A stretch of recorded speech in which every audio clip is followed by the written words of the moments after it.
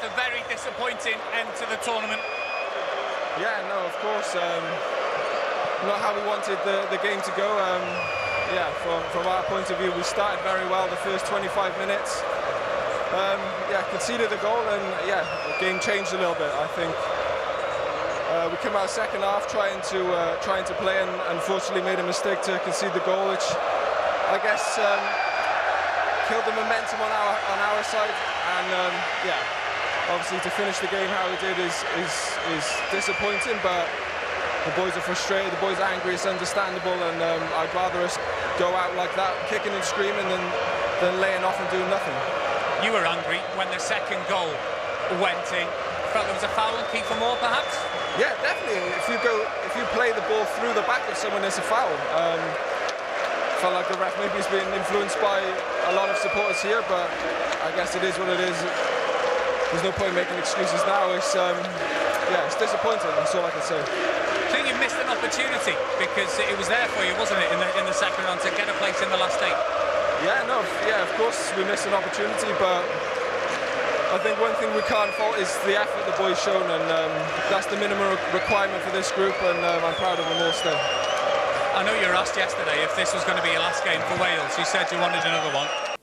There you go. That was the answer to that one. It wasn't the time, probably, that he was ever going to tell us that kind of news, but Carl obviously had to ask him the question because he did say, didn't he, ahead of the tournament, I know what my future is. If I tell you now, it'll all just blow up and it'll take, you know, the world by storm, was kind of his intonation. So there is a big announcement coming at some point from Gareth Bale about what he's going to do. What is you're a man who's spent a long time with him, both of you have. Yeah. What do you think he's going to do? He's going to play some golf first, and he's going to relax, and I'm not too sure, you know. I haven't asked him, you know. It's not. It's obviously not the time for me to drop that in. I think you'd have had the phone put down on you by the looks of it. Yeah, you would have. Yeah, 100%. But no, I don't know. I think, listen, Gareth Bale's been one of the best players of recent, you know, times in football across the world. So his legacy is what it is, and he'll decide to do whatever it is that, you know, inevitably he wants to do. Would it surprise you, Hal, if he just said, that's it, I'm calling it a day? He's been a talisman for the nation for over a decade. Across all, you know, club and country. Well, I think he's still contracted with Real Madrid for another year. Everyone's seen the situation that he's there. He's been able to play some football with Tottenham this season, and it seems like he's enjoyed it.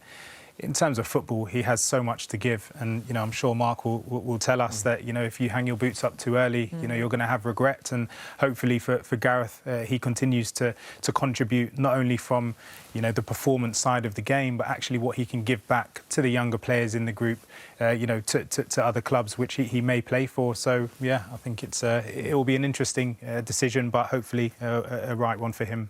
Yeah, he obviously would carry on if he felt that he could give what what Gareth Bale has given over the years. The mindset that he's got. Do you think that he doesn't want to be kind of below that level? He doesn't want to play.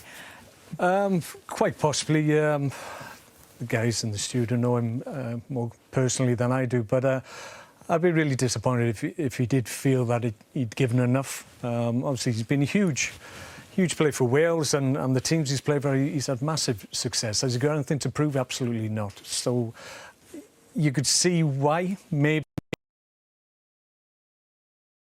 he's thinking in them terms. What is he, 31, 32? It's no age. It's 31, 32 is the new 25 in my view. I was thinking of maybe in terms of finishing my career around that end. I ended up playing until I was nearly 38, so I just sense if you've still got that enthusiasm, still got that desire to play, then you've got to carry on. He might want that World Cup, I think. You know, it's something that he's done a lot in his career. He hasn't played at the World Cup. It's only 18 months away. Exactly. So, you know, I think, you know, from a Wales perspective, for us, we'd love to see him stick around and you know, get us to the World Cup. We'll talk about that a little bit later, but let's talk about his contribution today, because before Denmark made the tactical shift, you know, there was I mean, you said at one point, Gaz is here, he's here to play, we're OK today, and this is why. No, he started off sprightly. I think that, you know, he's had that shot. He just looked up for it a little bit more, you know, and it reminded me of Gaz of old a little bit, where he was creating things. His confidence, he was taking a few extra touches on it. He had a couple of shots, he let a few go early. He didn't manage to find enough space I think that the Danes did well. Did a better job on him. Later on. But he looked, at the start of the game, he looked like how we needed him to look for us to win. He's hungry there to try and hit the header. Maybe Kiefer could have given him a shout. But, from a Gareth Bale perspective, and across the whole tournament, we've spoke a lot about him and we've seen his leadership. We've seen the fact that he's had to change his style of play a little bit. He's not the Gareth Bale that does the Dan James runs anymore. That's Dan James' thing that he does now. But what I think Gaz has done is he's led a group of younger players with hardly any experience, especially at a major tournament, and he's led them well, and he got us out of the group stage in situations where he needed to step in. We saw him step in and give advice, and you can see him after the game, before the game, he done exactly what he needed to do as a captain of this team. Yeah, and he'll be disappointed, as would all of the Wales players be this evening, looking back at the game, but he's contributed massively to the tournament, through the group stages, through qualifying. So for Gareth Bale, I hope that he's extremely proud of what he's done over the, last 18 months. And again, he shows that there is so much more for him to give. So hopefully for footballing fans in general, let's hope he continues. Yeah, because those young players who've had the experience of a tournament for the first time, with him there kind of being that linchpin, being that voice of, the maturity and the wisdom and everything that he imparts, he will get a lot out of that as well, won't he? Seeing those young players coming through. So it's a national cry to keep him involved for the World Cup campaign as it goes on. Definitely love to see him there, because the thing is, when the younger players, come on camp and Gaz is there, this is Gareth Bale, and he's such a nice guy, he's so warm, friendly, welcoming. The young boys come in and straight away makes them feel welcome, and he involves them straight away. And I'm sure, he's still doing our little traditions of, making lads have to sing when they come in. He's kept that going, and for Wales just as a whole and as a team and as a nation, we obviously want to see him, get us to the World Cup. Let's bring it back to the chronology of today, if you like, and Harry Wilson, who, was obviously brought on to do a job, but it was going to be a big task anyway, and then this happens. Was it a good decision for you? It was a harsh red card, in my view. It didn't warrant that. There's a little bit of frustration, yes. He hadn't been on the pitch that long, hadn't been able to make an impression, just wanted to maybe get some frustration out. It wasn't violent play, it didn't warrant a straight red, in my view. Clearly a booking because he's taken him out of the game, but yeah, the referee was a little bit poor on that occasion, but up to a point you can understand the frustration that the players showed towards the end. It was a frustrating night and game all round for us. Yeah, and fourth goal obviously had a check, but was awarded in the end after a rather long VAR check from the Barcelona player Braithwaite, who had a much better game today even than against Russia. Yeah, he did. Look, you can see here, we're 4v5 at the back. You never want to be in that position, but as we said before, Wales are chasing the game and they've committed men forward, and Denmark have ultimately, exploited that. Is it an offside?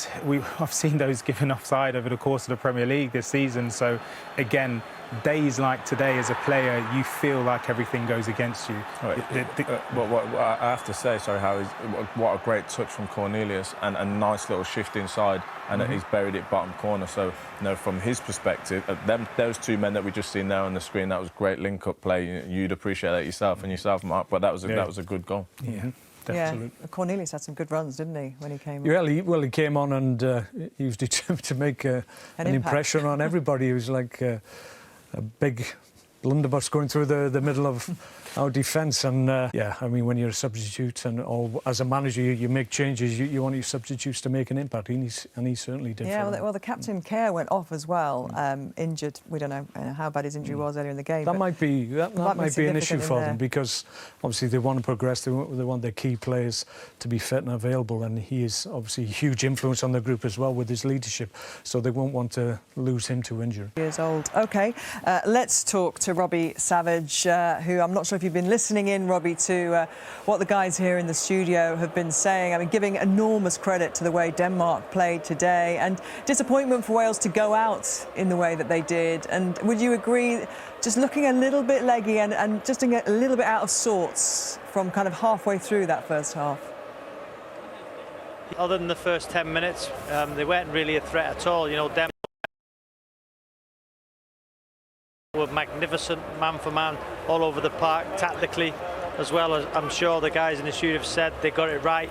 Christiansen's performance, just when he moved from the back three into that defensive midfield to nullify Ramsey and the threat out wide, getting across. They were magnificent and deserved the win. Wales looked a little bit tired. You know, it's no excuses. They've had a tough time, you know, with travel. But as I say, no excuses. Denmark were by far the better team. They were, and the emotion as well, that, you know, sometimes that emotion can kind of strangle a performance, can't it? And you wondered whether or not the emotion from the game against Russia was just going to weigh too heavy on them in terms of, you know, that burden. But they're kind of marching on with it and using it in such a positive way. And now that Wales are gone, I mean, they are literally everybody's second favourite team, aren't they? Yeah, they are. You know, they'll go to Baku next. You know, the 15,000, 20,000 Danish fans in the stadium were magnificent. They carried their team as well. You know, the Wales fans, you know, the few, you know, tried their best, but they were just drowned out by the noise of, you know, the Danish fans, and the team's galvanised. The emotion, it's a positive emotion they're playing with. You know, they've done Christian Eriksen proud today. You know, the team, you know, you could see in their performance, they're playing for him, they're playing for, you know, their country, and you can tell, and they thoroughly deserved it, Gabs. And disappointing for Wales. Listen, the highs and lows of football, we've all been there.